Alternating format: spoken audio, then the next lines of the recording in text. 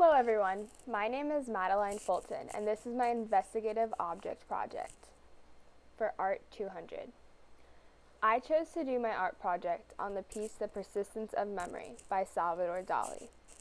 This piece was first shown in the Julian Levy Gallery in 1932 and was originally created in August of 1931 in Spain. According to Google Arts and Culture, the persistence of memory represents the relativity of space and time. This conveys that our world of reality is deceiving. This oil-on-canvas painting has melting pocket watches, which represent Dali's theory of softness and hardness. There are ants swarming around the clocks that symbolize decaying. The melting watches in this piece are thought to be related to Einstein's theory of relativity, in reference to the distortion of space and time, which Dali was also studying about at the time. The monster figure under one of these melting clocks is interpreted to be Dali's face from the profile view. The more you look at it, the more you can see a figure of a monster and not just a rock, which is what he called the usual paralyzing tricks of eye-fooling. The golden cliffs in the background are from Dali's hometown of Catalonia. Dali said he painted this with the most imperialist fury of precision, but only, he said, to systemize confusion and thus to help discredit completely the world of reality. Humans' reality is widely up for debate. Some people believe there are different dimensions in other realities. Like, for instance, some people believe that there are aliens out there and others don't.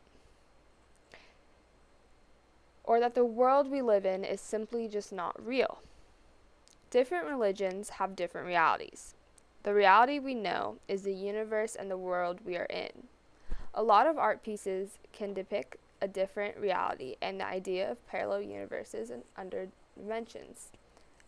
Using this technique of art is a great way to show real life and world problems in a creative way that can put more emphasis on the problem.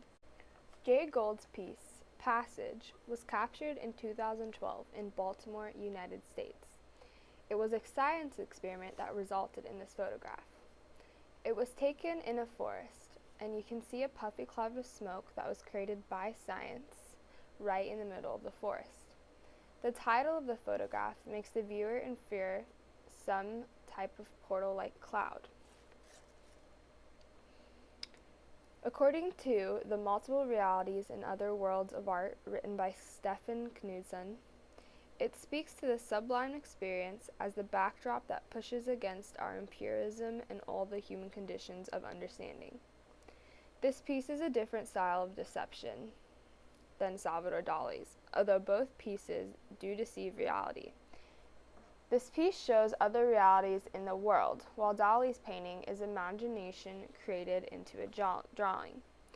Gould's piece opens our minds to different ideas inside this planet, but both pieces really do get the viewer thinking about perceptions. The painting Gods of the Modern World by Jose Clemente Orozco, from our textbook Exploring Art, A Global and Thematic Approach, has skeletons all in graduation gowns, picking and prodding a skeleton. This is a piece that was intended to be a warning to people who are completely occupied with learning that only has value in school. This is a very different type of deception than Dali's piece as well. This painting has a very strong meaning in the realities of this world, like Dali's piece, but the painting itself is not as realistic in the sense that they are all in skeletons. Orozco used the power of certain people's realities to convey a message in this world. To me, this painting looks like it can be seen in hell because of the red fire-like background. Hell is a different dimension that some religions believe to exist, but not all. This shows how many different styles of reality and dimensions can be shown in art that all have a powerful meaning. All the art pieces I chose to show, I believe, have very important and very strong meanings that can relate to our life as students. With Dali's piece, in showing the deception of reality with time, and how time can be so tight for us in college, and to step back and enjoy our time, because even though time is just a perception, it is very precious. To Gould's piece, showing viewers a different form of perceiving through photography.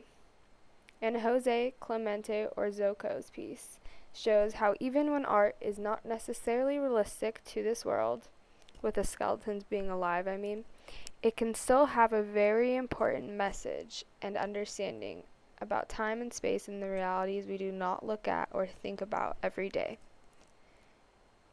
These daily problems can have such a huge impact in people's lives, or how society with social media and such are something people are so used to that they might not always be being the best for us. Art is a great way to put thoughts and opinions down in an expressive way, making people realize things they would not have otherwise thought about in depth, or as often. These pieces are not only making us question reality and think deeper into problems going on, but are great examples of how art can be so powerful. Here are the sources I used for my research on this presentation. Thank you so much for watching.